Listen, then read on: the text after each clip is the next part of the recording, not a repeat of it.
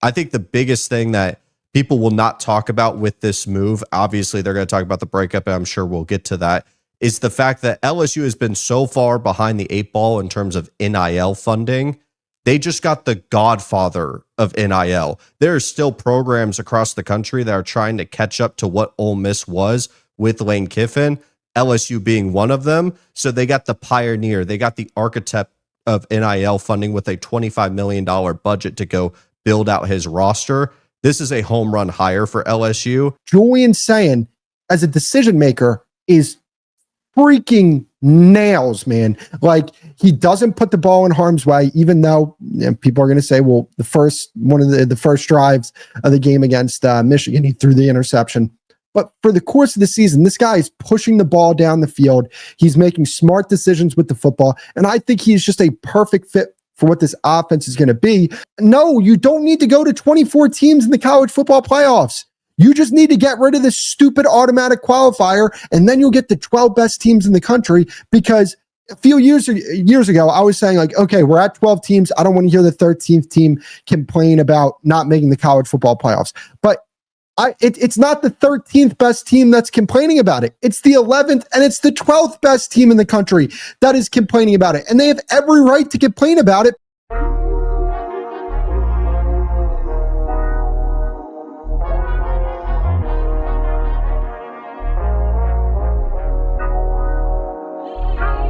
Hello, everybody. Welcome to the CEO Sports Show for December 3rd, 2025. I am joined with my good buddy and the host of the Stadium Pulse, Tegan Randolph. How are you doing, my friend?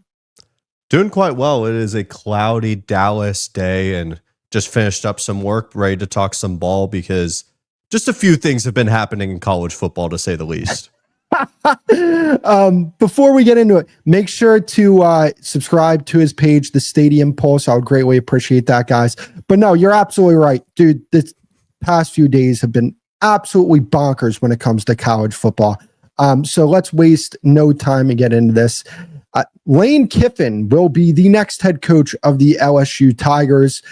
He wanted to stay at Ole Miss and coach them throughout the college football playoffs. And my immediate first reaction to this is good for Lane Kiffin, because Ole Miss is a very good job. There's no doubt about it. It's an SEC program. It's one of the better programs in the SEC.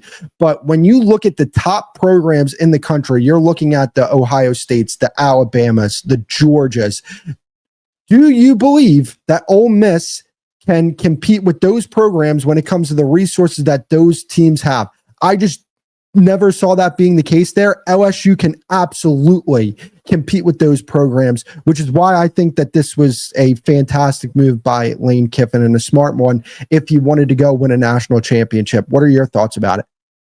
Yeah, and there's a lot to unpack there. You know, if you were asking me in 2015 whether Ole Miss or LSU was in the same stratosphere of a job, I would easily tell you LSU, top 3 job in the country. As Ole Miss made progression to being in that upper echelon, they have, but they're not. They're not a top 10 job in the country. They're not a sought after job by these high-end caliber coaches. And it made a lot of sense for Lane to go. I always had questions about how he was going to leave and whether or not was he a coach that had the number one goal of winning a national championship. Is that the number one thing he wants to do with his career? And if that's the case, you ask the question, Lane Kiffin, do you believe that you have the best chance of winning a national championship at Ole Miss? We got the resounding answer that he believes he can win a national championship at LSU. I think the biggest thing that people will not talk about with this move, obviously they're going to talk about the breakup, and I'm sure we'll get to that, is the fact that LSU has been so far behind the eight ball in terms of NIL funding. They just got the godfather of NIL. There are still programs across the country that are trying to catch up to what Ole Miss was with Lane Kiffin, LSU being one of them. So they got the pioneer, they got the architect of NIL funding with a $25 million budget to go build out his roster. This is a home run hire for LSU. The fact that he wanted to coach, though, this is where I think you and I may disagree. Yeah, no, because I'm going to be 100% honest with you. The reason why Ole Miss is where they are right now, there's just no convincing me that the reason why they're not there in large part is because of Lane Kiffin. And I don't know, especially with the Golding hire, if they're ever going to get back to this spot in the next few years here. I think they have a great opportunity to make something happen. Look, as much as I think Ohio State's going to run away with this thing, you never know. You never know what happens in college football. Maybe there's a big injury. You never hope for it, but you never feel sorry for teams when it happens. And I just believe that because he is such an integral piece and because he makes such a difference, that I think they should have just allowed him to coach, because are they going to get back to this? Are they going to get back to this height as a program? I just don't think that's the case, at least in the short-term future here without Lane Kiffin. Yeah, and I completely understand where you're coming from that perspective, but the way that I would look at it is from the perspective of an administration and a fan base that believes that they can get to that mountaintop with someone else, even though they haven't done it before. I mean, I'm sure if you had asked a person in Oxford, Mississippi in 2016, do you ever believe you're going to be a 10-plus perennial program in the college football playoff? They probably would tell you no. And you get Lane Kiffin, you're able to get to this point. That doesn't just all go away once Lane leaves the building. It definitely takes a step back. And sure, there is question marks about Pete Golding not being a Power 4 head coach at any time in his career. But the biggest thing, if you're Ole Miss, is how are the optics going to look to players or prospective players that could be a part of your program in the future? Your best moment in this college football playoff, say they win a couple of games with Lane Kiffin and he ends up leaving like he originally said he was going to, you now have your biggest success tied to a guy that's not within that building. How are you supposed to sell that to recruits, transfers? Whereas now when you move forward with Pete Golding, this is his era. Sure, it gets a jump start of an entire regular season set into the college football playoff, which is wild to think about, that we're having hirings and firings while the season is still going on before even the postseason starts. I mean, imagine what that would be like for the NFL. But now Pete Golding gets to stamp his identity, his mark, and set the precedent that we can get to this level once again, even without a guy like Lane Kiffin. And frankly, Ole Miss has no other choice but to move forward with this new era, because if they kept tying themselves to what Lane Kiffin was, they will have nothing left once he makes his final move to Baton Rouge. No, I think there are definitely some good points there. I just think that, look, if Ole Miss were to go on a run, I don't think Ole Miss is going to win the national championship. I think that there's a very high likelihood that they're probably one and done in the college football playoffs. But I think that if Lane Kiffin was coaching there, you just never know what happens. If something happens to Julian Say, and again, you never wish for it, but you don't feel sorry for teams when injuries happen because they don't feel sorry for you. Maybe there's a chance. And that's kind of where I'm coming from. I don't see a realistic outcome where this team wins multiple playoff games without Lane Kiffin because of how much of a difference I think he made on the sideline, in my personal opinion. Yeah, I think that's fair. You may be limiting your ceiling by not letting him coach, and I get that.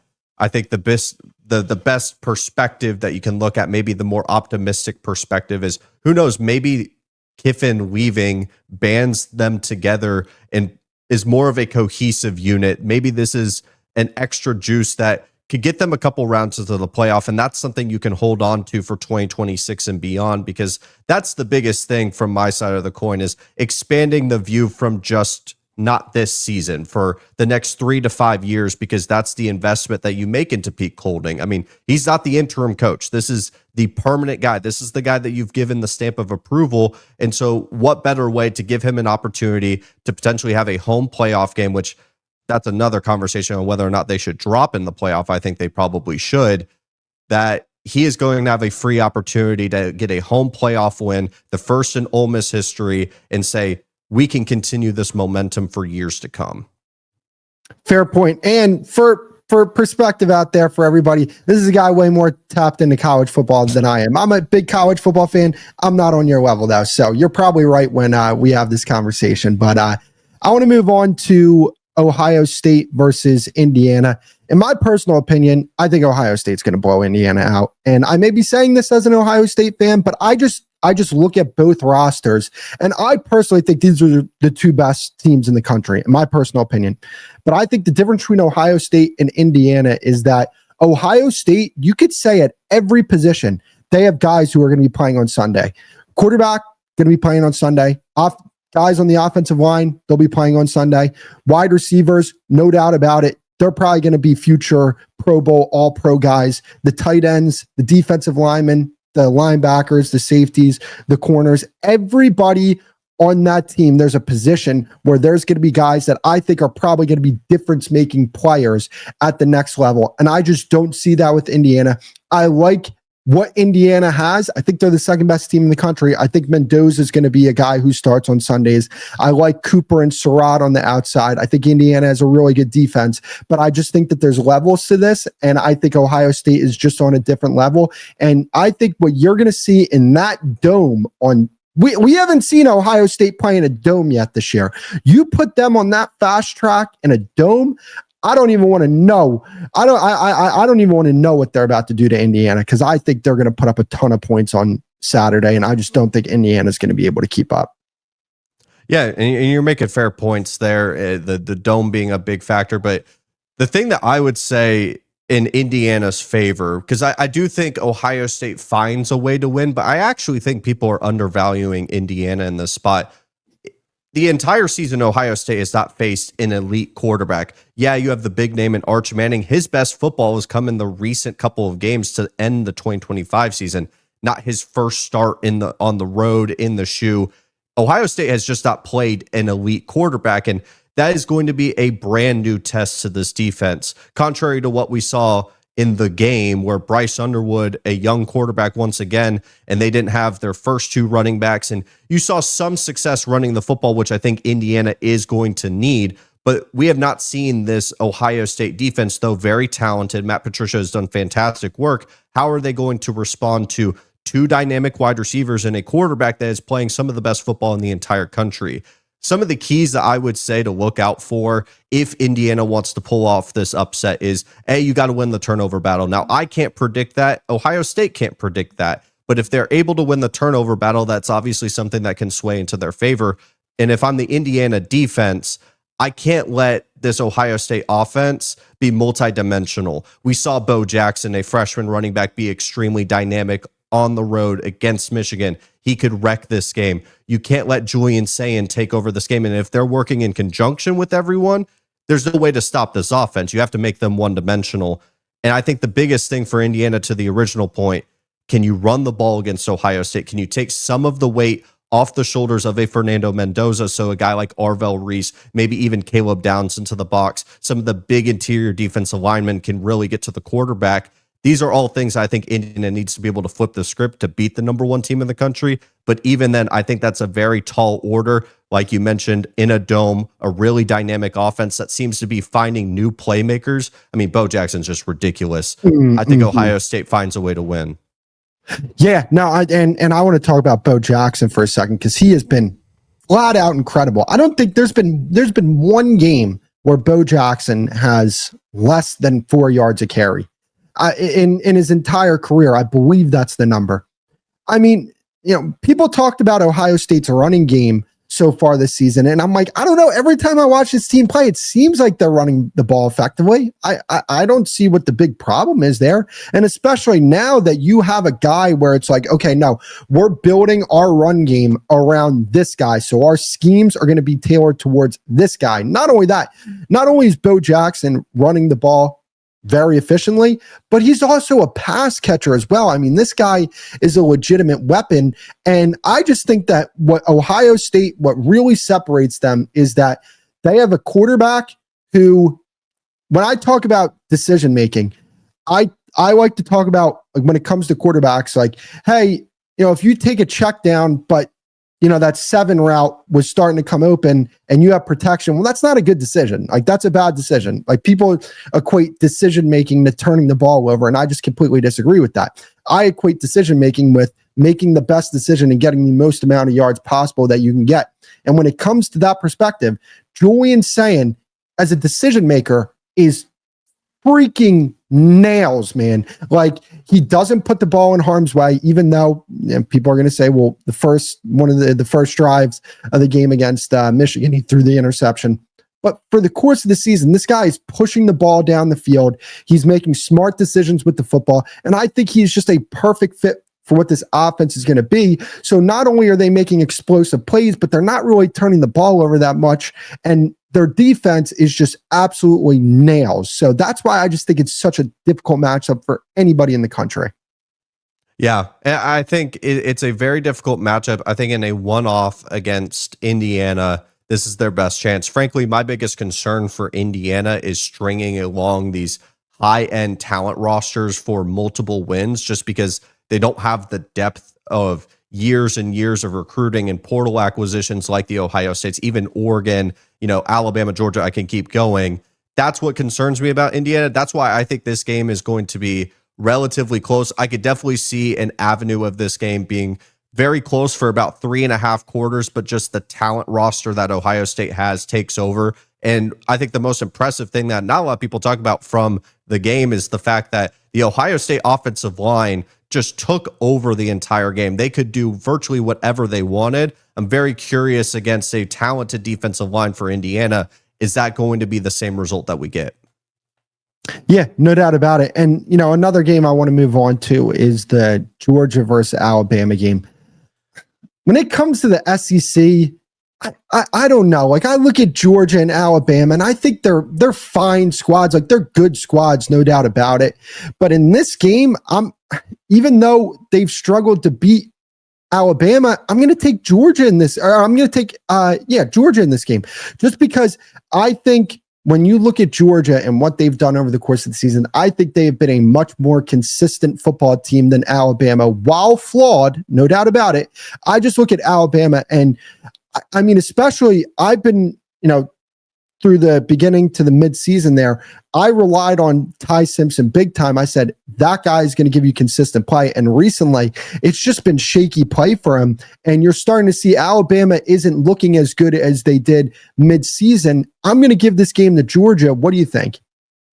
Yeah, this is a very difficult game to predict for many reasons. We have the factor of what we see in college football all the time, just teams owning other teams, and Alabama has owned Georgia for a very long time. And regardless of the trajectory, I mean, I would say Georgia's trajectory has gone up as we've finished the season. They look that they're going to be playing their best football moving forward, and Alabama has been playing with fire. If we go look back at the first matchup, you had Alabama go 13 of 19 on third down. That's not something that I think they could replicate in another matchup against a Kirby Smart defense, while Georgia still ran for 227 yards. And if I think they get a little bit more production out of their quarterback, who has been playing some great football outside of the game against Georgia Tech, I really do favor Georgia in this spot. This will be the second time that they're in Mercedes-Benz Stadium. It is the only reason that I would be picking Bama is the fact that they've just owned them in that matchup. But everything in terms of logic and the trajectory of the teams and what kind of football they're playing. I mean, Alabama cannot run the ball, and you could see that Ty Simpson's not 100% right now. He's missing more times than he's not. We're looking at an Alabama team that has been asking teams to beat them. I mean, if Auburn could just hold on to the football, I think that they win that game in the Iron Bowl, and Alabama probably might be out of the playoff. And now we're looking at them facing a very physical team in Georgia while they're already banged up. I'm picking Georgia in the spot. Yeah, no, I agree with you. I just think that they're playing better football at the current moment. And honestly, like when it comes to Alabama, I do agree with you with that run game. The run game is just, it's such a hindrance to that offense that I think it's going to be hard for them.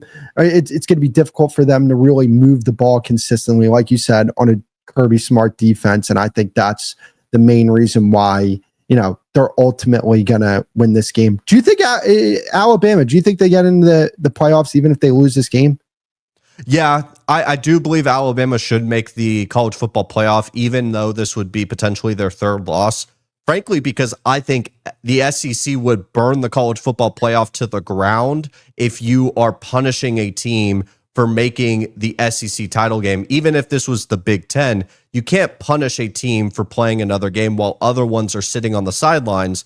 I think you would be setting a precedent that teams could opt out of the conference championship game because the risk isn't worth the reward of winning the conference. If you're going to get punished for losing another game, I know the notion right now is get to the top 10 because you're going to have the ACC in the group of 5 at the back end. I just think you can't punish a team because other ones are sitting on the sideline. It just would be too unfair. Now, a lot of people would rebuttal with the Big 12.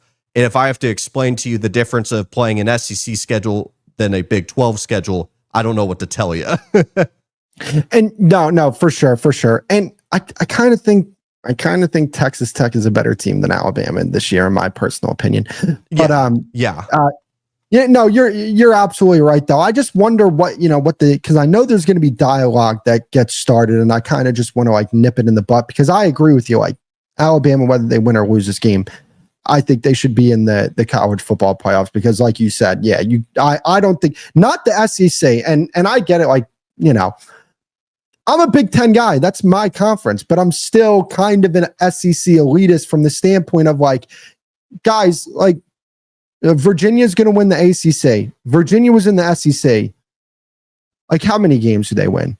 I mean, are we sure Virginia's going to win the ACC? Because we could get a nasty world where Duke at 5 losses wins. It's the ACC doomsday scenario. It could get real nasty. I'm hoping for that. I'm not going to lie to you, but it's just like you look at that conference. Virginia plays in the SEC, and like they're winning 5 games in that conference. Like, I don't think they're that much better than Florida is, in my personal opinion, if they even are better than Florida.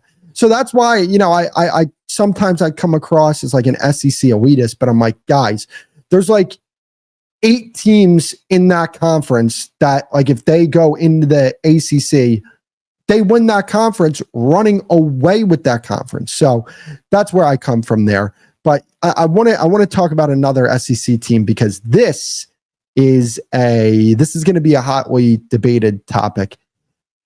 I personally believe that Texas should make the college football playoffs. And the reason why I say that is because if we're going to look at Oklahoma, and they lost 2 games this year, Texas lost 3. Texas has Ohio State on their schedule. They lost to Georgia as well. They lost to Florida. Bad loss, no doubt about it. But when you look at the wins that Texas has had, I mean, they have 3 top 10 wins. And the way I look at this is you cannot punish teams for scheduling the top of the top, because then coaches are going to be like, and programs are going to be like, we're not going to schedule Ohio State because we're probably going to lose that game. Or something along those lines, right? Like, and I want to see good football at the beginning of the college football season. And if teams are turned off by that, because it's like, all right, if we get one of these losses on our resume, we might not be able to recover from it. And they're going to look back on, this Texas team who they've proven that they can beat a lot of these teams that are in the college football playoffs. But the only thing is they lost 2 games against teams that, you know what I'm saying? They're in the top 5. But then you look at Alabama, they lost to Florida State, right? Like, they lost to Oklahoma. And if they lose to Georgia, you know what I'm saying? Like, that's the way I kind of look at this. So what do you think about this? I think I know your take on this, but I want to hear it. Yeah, there's a lot to unpack when talking about Texas. Could even expand outside of the 2025 playoff, because I believe you're going to see conferences like the Big Ten and the SEC point to teams like Texas. And when you were talking about a lot of SEC programs stepping into the ACC and could win it, they could use Texas as a reason to expand the playoff. Even Vanderbilt, with 2 losses to Texas and Alabama and some impressive wins on the road in Knoxville, that they could expand the playoff. But in the vacuum of the 2025 season, I think there's just too many teams to potentially get into the playoff. I think the main issue is truly the fact that we have to give a charity award to Tulane or JMU. If they're not in the top 10, they shouldn't be in. The idea that we have to give a 5th conference champion to a group of 5 team who are going to be 3 touchdown dogs, and we're hoping for 1 year we'll get a special Boise State versus Oklahoma moment, but 9 times out of the rest of the decade they're going to get smacked around. is wild to me. And then you throw in the fact that the ACC is going to throw someone up there that probably will lose in the first round. So we're pushing teams out like Notre Dame, Miami, Vanderbilt, and of course, Texas. Now let's talk about Texas in a little bit more detail. You make a fair point. 3 top 10 wins. They can beat the best of them. And they do have the disappointing loss to Florida. And they did lose in disappointing fashion to Georgia because that game got very much not competitive at the very end. I think the problem with some of the Texas fans that are pushing the agenda around that is they're adding context to some of their wins and losses, but then forgetting that they also went to overtime with Kentucky. They also went to overtime and had to come back against Mississippi State, some of the bottom feeders within the SEC. If we're going to look at the entire resume and we're having to get up to maybe the Vanderbilts of the world and there's one spot left or even a Miami, and frankly, I understand a lot of people and I believe Notre Dame's going to get in. It's not what I would do, but I believe they're going to get pushed in, that you're going to see a Texas team with 3 losses have more impact to the seasons that are coming up. I just don't see them getting in because there's just too little spots. And that's going to be the argument is, if we can't get a team like this in, let's just expand the playoff again. Yeah, 100%. And by the way, I just want to say this. I don't believe there should be automatic qualifiers for any conference. There's going to be a SEC team and a Big Ten team that proves that they should be in the college football playoffs. Like, to me, there are going to be years, maybe not with Texas Tech and what they're building over there, but there's probably going to be years where the Big 12 doesn't have a team good enough to be in the top 10 in the country, the top 12 in the country. There's going to be years, very much like this year, where I don't think there's a single team in the ACC that is one of the top 12 teams in the country. But I think that there are going to be teams that are easily, no doubt about it, top 12 teams in the country. When you look at, like you said, Vanderbilt, Texas, I think that those are 2 top 12 teams in the country. But we're going to put in, an ACC team from the ACC championship game, and we're going to put in a group of 5 team because we have to do that. Like, if there's a group of 5 team that deserves to be in the college football playoffs, we're going to know that. They don't need to have an automatic qualifier to be in there. We knew that Boise State deserved to be in the playoffs last year. We knew that Cincinnati probably deserved to be in the playoffs back there in 2021-22 season. We knew that those teams were good enough. They don't need automatic qualifiers for that. So for me, it's just going to be a game that I watch where I'm like, okay, when's the next game going to be on? This is going to be over at halftime, and this isn't really fulfilling. But we could have had a game like, I don't know, Texas Tech versus Texas, where that's a big game because those are 2 Texas programs, and that's a clearly more competitive game than Texas Tech versus Tulane. It's why even bother? Yeah. And those are teams that have earned it. It's not about the brand recognition. If Tulane was undefeated and they had just wiped their schedule and have earned that top 12 spot, then I would be excited about Texas Tech versus Tulane. Now, the betting market probably still has them as big time dogs, but at the end of the day, they earn their spot to get into that top 12. We're giving teams that are going to be ranked in the 30s potentially with Duke, or Duke may even be further than that.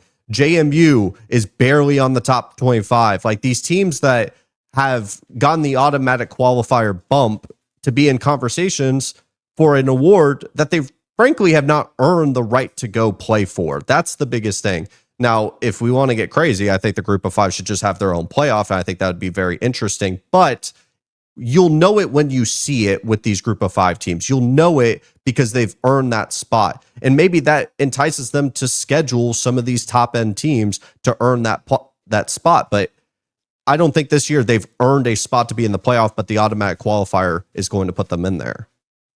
Yeah, exactly. And it's just so infuriating to me when I hear people say like, oh, well, you're using the elitist, the SEC, Big Ten elitist. Like, no, this is just the reality of the situation. I want to watch good football. And not only that, the executives at TNT, ESPN that put big money into broadcasting these games, they want the same thing as well, which is why, like, no, you don't need to go to 24 teams in the college football playoffs. You just need to get rid of this stupid automatic qualifier, and then you'll get the 12 best teams in the country. Because a few years ago, I was saying, like, okay, we're at 12 teams. I don't want to hear the 13th team complain about not making the college football playoffs. But It's not the 13th best team that's complaining about it. It's the 11th and it's the 12th best team in the country that is complaining about it. And they have every right to complain about it because there's no telling me that Texas, a team that has 3 wins in the top 10, they've proven they can beat anybody. They should absolutely deserve to be in there. Vanderbilt is a team. They can beat anybody. They deserve to be in there, but we're going to give it to teams. We're going to give it to, instead of the 11th and the 12th best teams, we're going to give it to the 21st and the 50th best teams in the country. I can't get by that at all. Like if Tulane was in the SEC, this is not a hypothetical. This is reality. They win 2 games in that conference. Like if James Madison was in the SEC, same thing. They win 2 games. If some of these ACC programs, if they're in the SEC, guess what? They're winning like 4 games. It's just the reality of the situation.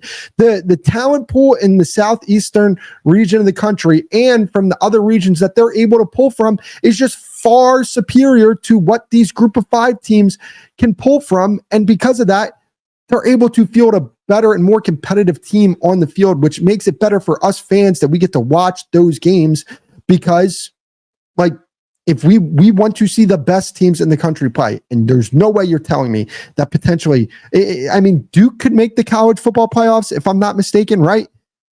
It depends. I mean, if they win against Virginia, it's a conversation of whether Duke or JMU goes in, because the language that many reporters have gotten wrong, it's not the ACC champion, Big 10 champion, Big 12. It is the top 5 highest rated champions that get in. So the ACC, this is why I call it the doomsday scenario, and many others have called it as well, that the ACC could completely miss the playoff unless Miami, of course, gets in as a non-champion. I mean, this is one of the wildest situations that I've seen, that Duke was ranked, I don't know, the 5th or 6th best team in the ACC by the standings going into this weekend, and they launched themselves with 5 losses into the conference title game, and then it becomes a conversation if JMU finishes their job and their 3 touchdown favorites in their conference championship, who's going to be ranked higher would make the conference or the college football playoff. So that makes it even more crazy because you're telling me that, and I'm not yelling at you, I'm yelling at the people that college football. It's college football. So you mean to tell me that the ACC, by far the weakest conference out of the Power 4 conferences, not only is their champion not going to get in, but a non-champion is going to get in from the weakest. So it's the weakest Power 4 conference, and the team that couldn't even win the conference is going to get in the college football playoffs. I don't know. Like, that makes no sense to me.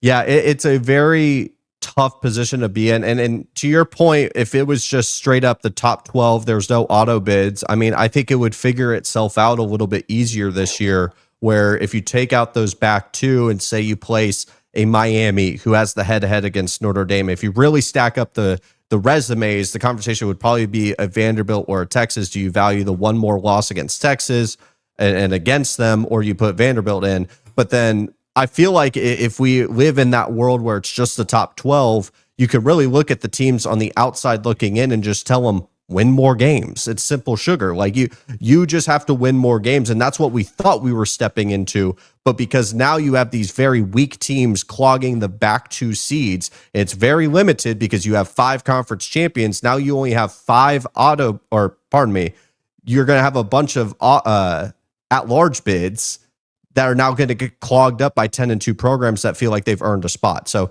it's an absolute mess, and I fear that their solution is just going to be expanding it, which is not going to solve it, because once again, if we go to 18, we're going to have conversations about the 19th and 20th best team to get in. Well, and not only that, right? So, like, we look at this, right? And I 100% agree with you. The wrong solution is going to be made, and the wrong solution is, let's expand the playoffs, which there's absolutely no need to do that. And when you look at college football now, what is the difference? Like, I don't think I'm saying this just as an Ohio State fan. I think I'm saying this just being realistic. I think Ohio State separates themselves from everybody in the country. But Indiana, I think, is the second best team in the country. Is it crazy to suggest that they could lose to Vanderbilt or they could lose to Texas? I don't think it's crazy to suggest that. So not only, like, the 4-team playoffs, I was a proponent of that because it was very obvious that like the top 4 teams, that those were the top 4 teams, because, now there's a lot more parity in the, in college football. But last year we had the 8th seed win the college football playoffs. Not only did they win the national championship, but they beat Tennessee, Oregon, and Texas to get there. I think the number 1 team in the country in Oregon, what was Texas ranked last year? Number 4. Were they 4 or were they 5? I think they were 5. Mm-hmm. Yeah. And then Tennessee was ranked number 9. So I understand the 12-team playoff now because of the amount of parity. And that's why I'm even more frustrated by this, because I truly think that if both those teams played on a neutral field, that Vanderbilt could hang with Indiana, that Texas could hang with Indiana. And that's the most frustrating part about this all, is because we could actually get legitimately competitive games, but we're choosing to put a worse product on the field. And that, to me, it just does not sit right with me. And it really aggravates me. Yeah, it is very frustrating to watch. And I mean, I have my perspective on the whole idea or perspective that we have 130 teams all playing for a national championship. I mean, go to the practice facility and environment at University of Alabama, Birmingham, and then take a trip over to Tuscaloosa and tell me both of these programs are vying for the same trophy. I don't think that's the case, but because of the playoff and the way that it's structured, it is putting this proponent that it's all in on making the playoff or it's a bust. And you have so much pressure to do so that there's no secondary prize. People don't care about the bowl games and a lot of different things. So there's a lot of things. Like, I still believe that this is the best sport in the world. And there's a reason why I'm on the Stadium Pulse. I do this channel and I love talking about college football, but I'll never say it's perfect. And part of that imperfect or the flaws of college football is what makes it special. But these are definitely areas that need to get fixed, because I think it has definitely made the sport worse in the way that this is structured. Yeah, no doubt about it. And one last thing, it's funny that I agree. College football this year has been way better than the NFL. The NFL, like, I don't even look forward to Sundays with how bad the product's been this year. It's just been, I mean, and your team's been great. Your team has turned it around too. I know. Well, I actually think it's crazy, because them and the Los Angeles Rams are like the Rams and the Seahawks, to me, are my most, the teams that I actually look forward to watching. Everybody else, I'm just like, yeah, the Broncos, they're good, but it's like, like the Eagles, all right, they're good, but they're boring. Like, there's so many boring football teams. It's just like, the Chiefs, the Ravens, and the Bills, they're usually at the top of the AFC, and none of those teams are playing great football right now. So I don't know, man. Like, college football, it's like every Saturday I'm like, oh, there's like 5 games that I want to watch. Like 5 games that I'm like, oh, I'm circling my calendar to watch that game. NFL, it's like you might get that once or twice a week. I mean, especially this Sunday. This Sunday was terrible. I mean, all the good games were on Thursday and Friday. So yeah, no doubt about it. I've thoroughly enjoyed college football a lot more than I have the NFL this year. But that's going to be it for the episode. Appreciate you guys for tuning in. Make sure to subscribe to his page, the Stadium Pulse. It is a fantastic, and I mean fantastic show. Please make sure to tune in to that. And any closing thoughts here, Tegan? No, just thank you to anybody that goes check out the show. The analytics have been incredible, and every show it gets a little bit better. And I promise you, with college football, all the takes that you could ever want in the world. And there's a big button that says subscribe. It gets you more college football content. It's completely free, no debit or credit information. So I would recommend clicking that if you want more college football content, but that's all. Absolutely. I'll see you guys in the next episode. Peace.